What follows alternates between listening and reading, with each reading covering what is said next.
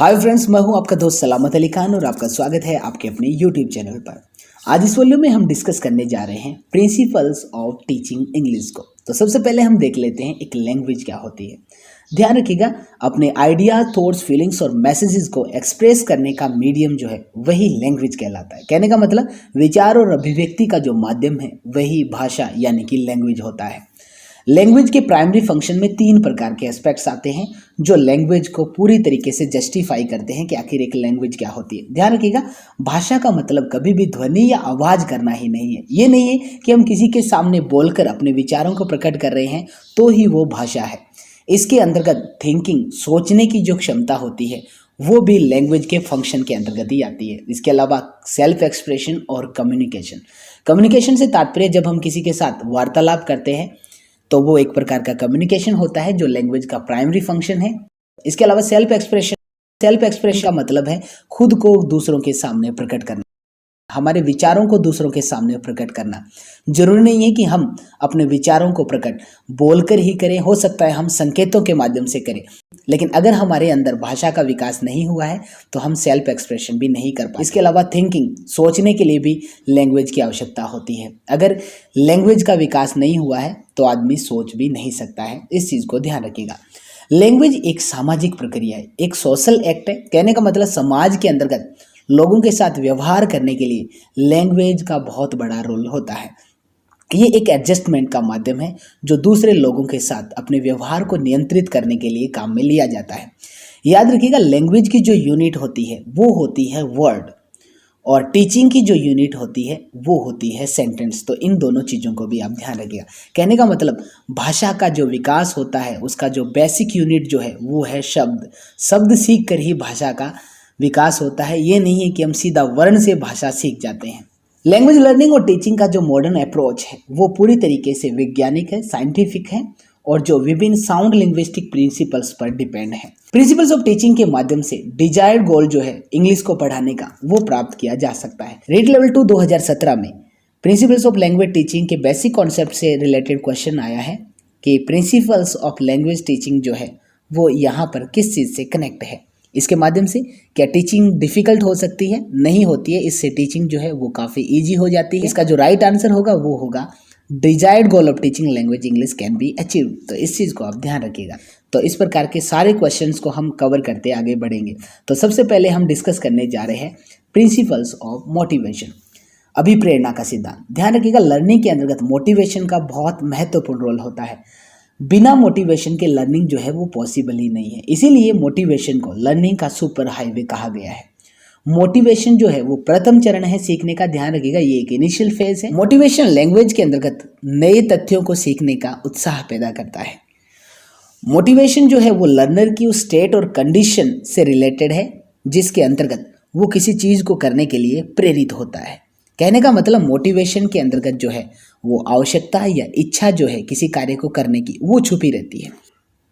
साधारण भाषा में नीड और डिजायर की वजह से ही आदमी किसी कार्य को करने के लिए मोटिवेट होता है। उदाहरण के लिए प्यास जो है वो एक फिजियोलॉजिकल कंडीशन कह सकते हैं या एक इंडिविजुअल की ये आवश्यकता है। जब वो पानी पीता है तो इसका मतलब उस कंडीशन के प्रति वो रिएक्ट कर रहा है जो उसे पानी पीने के लिए प्रेरित करती है। कहने का मतलब अगर प्यास ना होती तो इसका मतलब वो पानी पीने के लिए मोटिवेट नहीं होता। तो यहाँ पर जो प्यास यानी कि थर्स्ट है वो तो है उसकी नीड, और उसने पानी पिया है वो है उसका रिएक्शन। तो कहने का मतलब जो नीड है वो ही रिएक्ट करने के लिए इंसान को मोटिवेट करती है। नीड्स या मोटिव्स का मोटिवेशन में बहुत महत्वपूर्ण रोल रहता है। 3 प्रकार के प्राइमरी मोटिव्स या प्राइमरी नीड्स होते हैं, need for food, for water and for sex. 3 प्रकार की जो ये नीड है वो प्राइमरी नीड्स के अंतर्गत आती है। इसके अलावा दूसरी जितनी भी नीड्स रह जाती है वो सारी सेकेंडरी कहलाती है। इस चीज़ को ध्यान रखिएगा। मोटिवेशन का पर्पज है लर्नर का अटेंशन सिक्योर करना ताकि वो सीख सके। 2 प्रकार के मोटिवेशन होते हैं, ध्यान रखिएगा। इंट्रिंसिक मोटिवेशन होता है आंतरिक अभिप्रेरणा। इसका संबंध लर्नर के इंटरनल नेचर से। कहने का मतलब वो अपने खुद नेचर की वजह से ही किसी चीज़ को करने के लिए मोटिवेट होता है और कोई पर्टिकुलर जो गोल होता है उसको प्राप्त करने के लिए डिटरमाइन होता है। दूसरा मोटिवेशन होता है एक्सट्रिंसिक मोटिवेशन, जिसे बाहरी मोटिवेशन कहा जाता है। जैसे कि एक चाइल्ड को उसकी मदर टंग सीखने के लिए आसानी से तैयार किया जा सकता है, क्योंकि अपनी मातृभाषा को सीखने की आवश्यकता उसे इसलिए पड़ती है क्योंकि वो अपने विचारों को प्रकट करना चाहता है, और इसीलिए वो ऑटोमेटिकली जो है वो अपनी मदर टंग सीखने के लिए प्रेरित होता है। इसके विपरीत वो इंग्लिश जैसी कोई सेकेंडरी लैंग्वेज सीखने के लिए आसानी से मोटिवेट नहीं हो पाता। इसीलिए एक्सट्रिंसिक मोटिवेशन डेवलप किया जाता है, और यह डेवलप किया जाता है with the help of pictures, models, maps, charts और अदर जितने भी टीचिंग एड जो है जो उस पर्पज के लिए सूटेबल है उनके माध्यम से। और बच्चा जो है वो सेकंड लैंग्वेज यानी कि इंग्लिश को सीखने के लिए भी उसी प्रकार से मोटिवेट हो पाता है जैसे वो अपनी मदर टंग को सीखने के लिए होता है। इसके अलावा मोटिवेशन को सिचुएशन भी काफ़ी प्रभावित करती है। एक लैंग्वेज को सीखने के लिए सिचुएशन जो है वो एक उद्दीपक का कार्य करती है, कहने का मतलब स्टिम्युलस का कार्य करती है, क्योंकि एक बच्चा अपनी मातृभाषा को विभिन्न प्रकार की सिचुएशन में सीख लेता है और उन सिचुएशन में जो वर्ड्स यूज किए जाते हैं उनको आपस में इंटरलिंक करके सिचुएशन के साथ उन सारे शब्दों का समायोजन स्थापित कर लेता है और ऑटोमेटिकली अपनी मदर टंग को सीखने लग जाता है। और इन सारी सिचुएशंस के अंतर्गत सभी बच्चों को अलग अलग प्रोसेस से मदर टंग नहीं सिखानी पड़ती, लेकिन इंग्लिश को सीखने के लिए सारी सिचुएशंस एक जैसी नहीं रहती और सभी बच्चों का जो इमोशनल और इंटेलेक्चुअल जो डिस्पोजिशन है वो भी एक जैसा नहीं होता है, जिसकी वजह से इस लैंग्वेज को सिखाने के लिए थोड़ी सी दिक्कत उनके सामने आती है, क्योंकि सभी बच्चों की इंटेलेक्चुअल एबिलिटी को देखते हुए एक स्टिक कोई मोटिवेशनल प्रोसीजर तैयार करना काफ़ी मुश्किल हो पाता है। अब हम देखते हैं वो कौन सी ऐसी टेक्निक्स है जिसके माध्यम से इंग्लिश सीखने के लिए स्टूडेंट्स को मोटिवेट किया जा सकता है। पहले स्तर पर स्टूडेंट्स को एनकरेज करना चाहिए ताकि वो बुक से इंग्लिश स्टोरीज पढ़ सके, और इसके अलावा जो भी मैगजीन्स हैं इंग्लिश के अंतर्गत उनको पढ़ने की आदत वो डालें। इसके अलावा अगर उनके स्कूल कैंपस में गेम्स ऑर्गेनाइज हो रहे हैं तो वहाँ पर उन बच्चों को इंग्लिश में कमेंट्री करने के लिए भी प्रोत्साहित किया जाए। इसके अलावा उन्हें इंग्लिश में डिबेट्स और स्पीच देने के लिए भी प्रोत्साहित किया जाए। इसके अलावा बच्चों को प्रोत्साहित किया जाए कि वो स्कूल लाइब्रेरी में भी जाने की आदत डालें।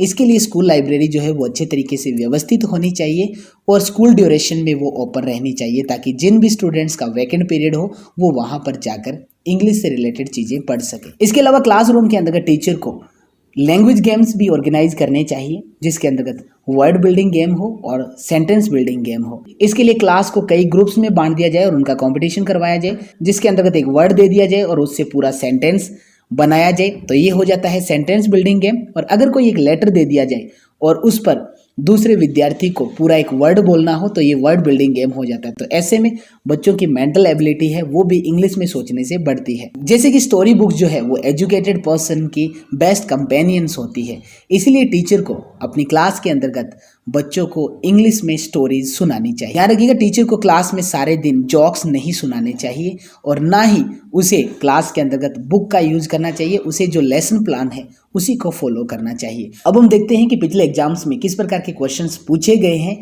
प्रिंसिपल ऑफ मोटिवेशन से रिलेटेड।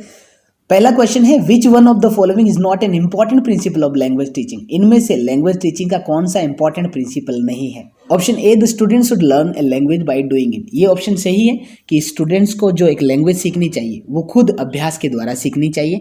दूसरा, the student should proceed from concrete to abstract. ये भी एक टीचिंग मैगजीन है जिसमें कंक्रीट का मतलब है मूर्त और एब्स्ट्रैक्ट का मतलब है अमूर्त। जब हम टीचिंग मैगजीम्स करेंगे जिसके अंतर्गत हम शिक्षण सूत्रों को पढ़ेंगे तो उसके अंतर्गत ये आएगा मूर्त से अमूर्त की तरफ, कहने का मतलब कंक्रीट टू एब्स्ट्रैक्ट। तो ये भी सही है। The teacher should try to motivate the learners. Teacher को लर्नर्स को मोटिवेट करने का प्रयास करना चाहिए, ये भी सही है। The teacher should always tell jokes in the class. तो ये इंपॉर्टेंट प्रिंसिपल के अंतर्गत नहीं आता है। इसके अलावा दूसरा question, which principle of teaching English creates zeal to learn something new in language. इनमें से कौन सा टीचिंग प्रिंसिपल है वो लैंग्वेज के अंतर्गत नई चीज़ों को सीखने के लिए एक नया उत्साह पैदा करता है, तो वो है द प्रिंसिपल ऑफ मोटिवेशन। तो इस प्रकार से ये था पहला टीचिंग प्रिंसिपल ऑफ मोटिवेशन। मिलते हैं कल इसके नेक्स्ट पार्ट के साथ, बाकी टीचिंग प्रिंसिपल्स के साथ। तब तक के लिए दीजिए इजाजत। शब्बा खैर।